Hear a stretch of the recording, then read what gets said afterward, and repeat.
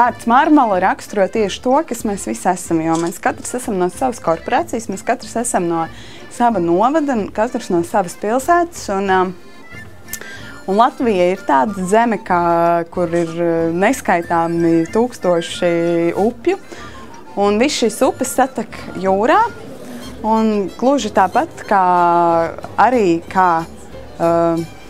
šīs te upes arī mēs esam satecējuši kopā šeit Rīgā un jūras malā nodibinājuši šo te kolektīvu. Un tā arī mēs nolēmām, ka Marmala būs tas īstais vārds, jūras mala būs tas īstais vārds, zem kā mēs dejosim.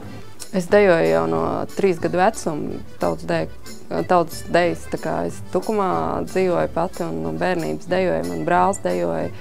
Un man principā ģimenē tas ir, man brālis ar sievu vēl joprojām dejo, viņiem abi bērni dejo.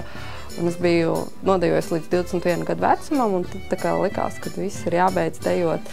Bet, skatoties deju koncertus, ejot uz ģimenes koncertiem, kur viņi dejoja, vienmēr jau tev tās kājas cilājās līdzi. Un tad, kad pirms 4 gadiem veidojās korporācija deju kopa, es sapratu, ka ir pienācis laiks atkal atgriezties dejošanā, jo korporācijā es pat esmu jau 15 gadus, un tā ir tā mana vide, kur ir tie draugi, paziņas. Un kad es sapratu, ka korporācija deju kolektīvs arī ir tas, kurā es labprāt dejot. Mēs varam dejot, cik mēs gribam, un mēs varam darīt, ko mēs gribam, bet ja mums nav ko vilkt mugurā, tad tas viss tā čābīgi sanāk.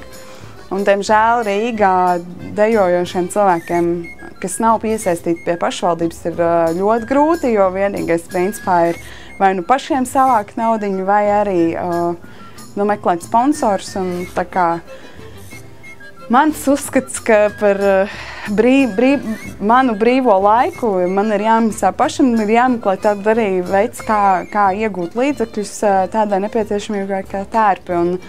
Un labie darbi, principā, kaut kur man tā galvā bija, ka vajadzētu izmēģināt, bet to lielāko darbu jau paveic paši dejotāji.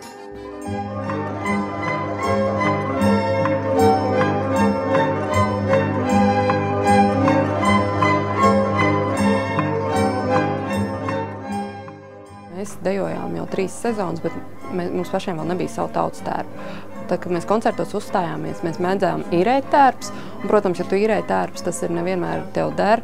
Tev ir jārēķinās, ka dažreiz varbūt to tērpu nevarēs dabūt, ja ir no tās vietas, kur tu īrēji, ka viņiem pašiem ir vajadzīgs.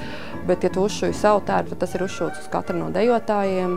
Un tu vienmēr vari rēķināties, ka tev ir skaists tērps, ka viņi viss ir kārtībā, tev viņš der. Nevajag katru reizi domāt, kā iešūt, kur iešūt. Pirms šiem tērpiem mums bija melnas bikses, kuras katram bija jāatrod, jāsameklē mājās vai jānopērk. Un viņas bija nesaudzīgi jāizbuktē ārā no buktēm, jātiek vaļā. Un ar tādiem tērpiem mēs pamanījāmies nodejot diezgan daudz koncertus. Un tas arī bija viens no tādām lietām, kas pamudināja mūsu aktīvākos cilvēkus pieteikties šim konkursam. Protams, savos tērpos vienmēr dejot ļoti jauki, un pēc tam, kad skatījāmies skatas video, kas bija tā kā pirmā reize, kur mēs bijām tērpos, tad varēja redzēt, cik ļoti skaisti tomēr izstāsta, ka tieši šie tērpi kopā gan puišiem, meitām, un skatījāmies, un tiešām varējām priecāties, ka esam šo lielo darbu ieguldījuši, bet esam arī kaut ko sasnieguši. Šis mums bija pirmo reizi tāds ļoti nopietns kolektīva saliedēšanas pasākums. Mēs katru rītu telefoniski vai e-pastiski vienojāmies, kā tajā dienā notiek balsu vākšana, ko katrs dara. Diemžēl nebija iespējams atrunāties, ka vakarā ir aizņemts vai ir kaut kas jādara, ka mēs teicām, piedodiet, tas ir janvāris, mums ir svarīgi nopelnīt šīs balsis, un katram tika dots uzdevums, kas vakaros ir jādara, pa pāriem sadalīts, sameklējām un devāmies vākt balsis. Neprātīgākais bija studentu kopmītņu apmeklējums, redzēt tos patieso studentu dzīvi, to mācību procesu, stingro režīmu, tos galvas kausus interesantos medicīnas studentiem. Jā, un kad viņi visi bija atsaucīgi, viņi tiešām arī nobalsoja, jautājums daudz neuzdeva, teicam, atbalstīsim, protams. Jūs tādi jauni, smuki.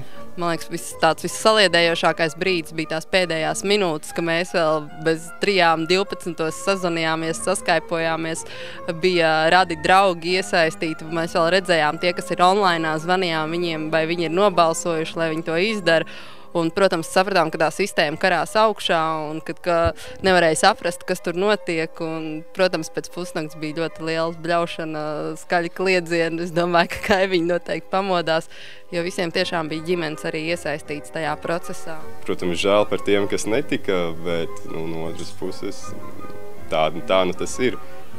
Jā, tas ir pats galvenais atvieglojums, prieks par to ieguldīto darbu, ka viņš ir atmaksājies, nevis tikai centāmies un nekas nesanāca, bet sanāca. Vienmēr vajag ticēt, ka izdosies, un tad, ja tiešām ticēs un visu darīs, lai izdotos, tad arī izdosies.